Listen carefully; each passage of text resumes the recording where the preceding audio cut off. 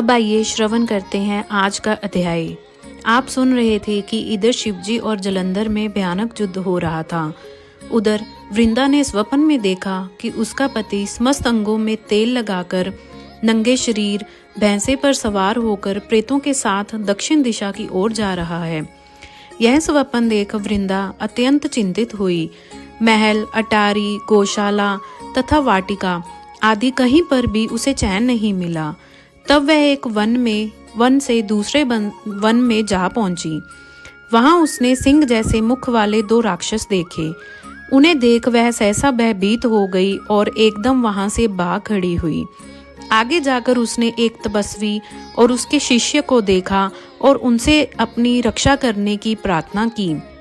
विनय सुनकर मुनि ने एक हुंकार से उन राक्षसों को भगा दिया। वृंदा ने विनय पूर्वक मुनि से कहा, हे मुने, मेरे पति जलंधर तथा महादेव जी में घोर युद्ध हो रहा है। उसमें विजय किसकी होगी यह बताने की कृपा करें, क्योंकि आप सर्वज्ञ हैं। वृंदा के वचन सुनकर मुनि ने आकाश की ओर देखा। उसी समय दो बंदरों ने आकर मुनि को प्रणाम किया और फिर मुनि का संकेत पाकर वे दोनों बंदर वहां से चले गए। पुनः थोड़ी देर बाद वे दोनों बंदर आकाश की ओर से आए और उन्होंने जलंधर दैत्य का सिर तथा धड़ लाकर पटक दिया। वृंदा अपने पति के मृत शरीर को देखकर अत्यंत दुखी हुई और विलाप करती हुई पृथ्वी पर मूर्छित होकर गिर पड़ी। मुनि ने अपने कमंडल से वृंदा पर जल छिड़का तो उसमें कुछ चैतन्य आई। तब वह पुनः विलाप करती हुई मुनि से कहने लगी, हे मुने, जिसने देव, गंधर्व एवं विष्णु सहित तीनों लोकों पर विजय प्राप्त की थी, वह शिव के हाथ से कैसा मारा गया? आप सामर्थ्यवान हैं, अतएव किसी प्रकार मेरे पति को फिर से जीवित कर दीजिए। तब मुनि कहने लगे, हे बद्रे, शिवजी के हाथ मारे हुए को जीवित करना असंभव है, परंतु फिर भी हम तुम पर कृपा करके इसको जीवित किए देते हैं। इतना कहकर मुनि अंतर्ध्यान हो गए और जलंधर जीवित होकर वृंदा के साथ प्रेमालाप करता हुआ आलिंगन बुद्ध हो गया।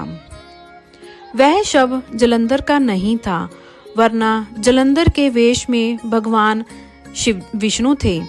वृंदा जलंधर वेशधारी भगवान विष्णु के साथ उस वन में रमन करती रही। एक दिन अपने पति के वेश में छिपे भगवान विष्णु को पहचानकर वृंदा अत्यंत क्रोधित हुई और बोली, तुमने मेरा पतिव्रत धर्म भंग किया है, इसलिए मैं तुम्हें श्राप देती हूँ।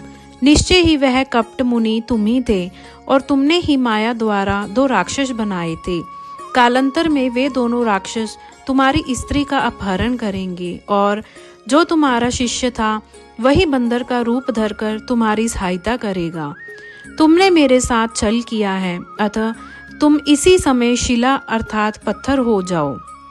इतनी कथा सुनाने के बाद नारद जी ने महाराज पृथु को बतलाया, हे राजन, भगवान विष्णु ने देवताओं तथा अपने भक्तों की रक्षा के लिए पतिव्रता वृंदा का शील भंग किया था, इसलिए मन ही मन वे अत्यंत दुखी थे। उन्होंने वृंदा से कहा, हे वृंदे, तुम्हारे श्राप को ग्रहण करते हुए मैं अवश्य शिला रूप हो जाऊंगा, परंतु तुम भी वृक्ष रूप होकर मुझको प्राप्त होगी। उसी समय वृंदा अपने पति के चरणों का ध्यान करके विष्णु के मना करने पर भी अग्नि में प्रवेश कर गई और शिला रूप में भगवान विष्णु वृंदा का स्मरण करते हुए उसकी चिता भस्म में लौटने लगे। उधर युद्ध क्षेत्र में जलंधर दैत्य राक्षसी माया द्वारा पार्वती का रूप धरकर शिवजी को मारने लगा। उसकी इस माया को देखकर शिवजी नीचे को मुख करके बैठ गए। यही उचित अवसर जान जलंधर ने शिवजी पर अनेक बाणों से प्रहार किया। इस प्रकार शिवजी को संकटग्रस्त देखकर भगवान विष्णु तत्काल वहां आए और उन्होंने राक्षसी माया का शिवजी का बोध कराया।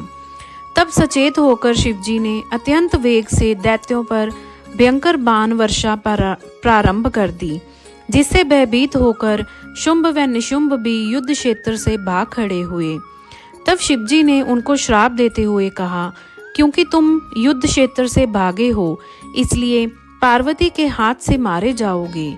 इधर वृंदा का पतिव्रत धर्म भंग हो जाने से जलंधर का बल समाप्त हो गया था और भगवान विष्णु ने सुदर्शन चक्र अपने तेज सहित शिवजी को दे दिया।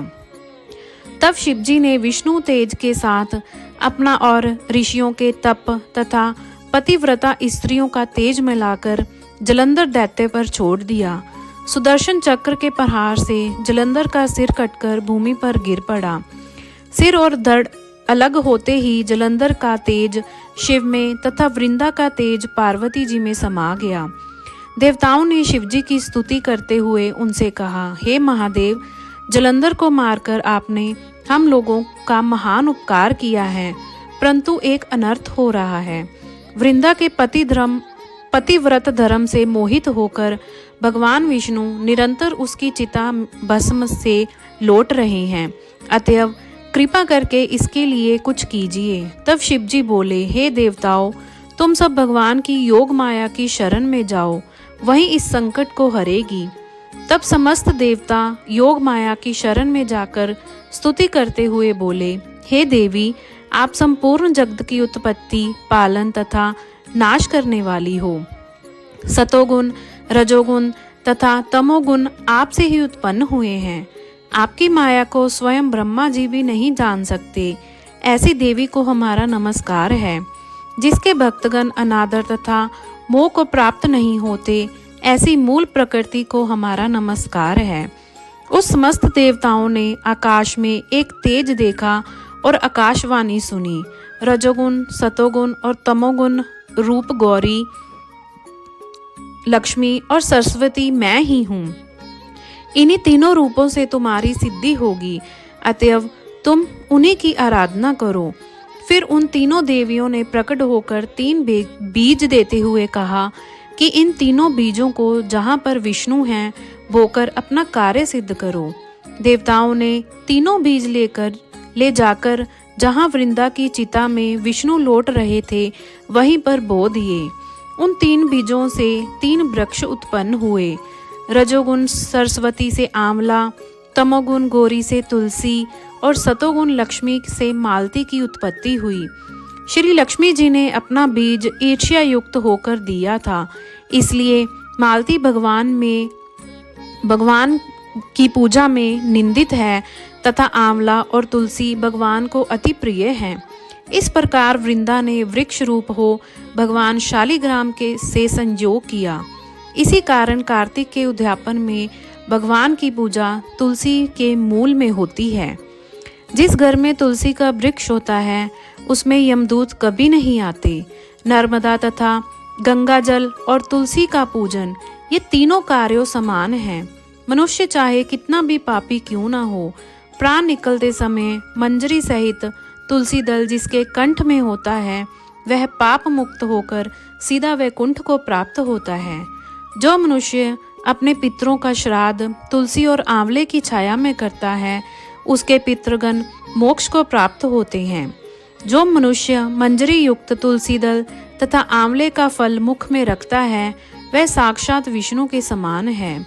जो मनुष्य कार्तिक मास में रुद्राक्ष की माला धारण करता है वह धर्म, अर्थ, काम तथा मोक्ष को प्राप्त होता है। तुलसी और आंवले का महात्म्य स्वयं ब्रह्मा जी भी कहने में असमर्थ हैं। जो कोई श्रद्धा भाव से इस कथा को पढ़ता या सुनता है वह भी अंतकाल में मोक्ष को प्राप्त हो जाता है। इसी प्रकार आज का महात्म्य यहीं पर समाप्त हुआ। आगे का वृतांत आप अगले अध्याय में सुनिएगा। बोलो श्री विष्णु भगवान की जय।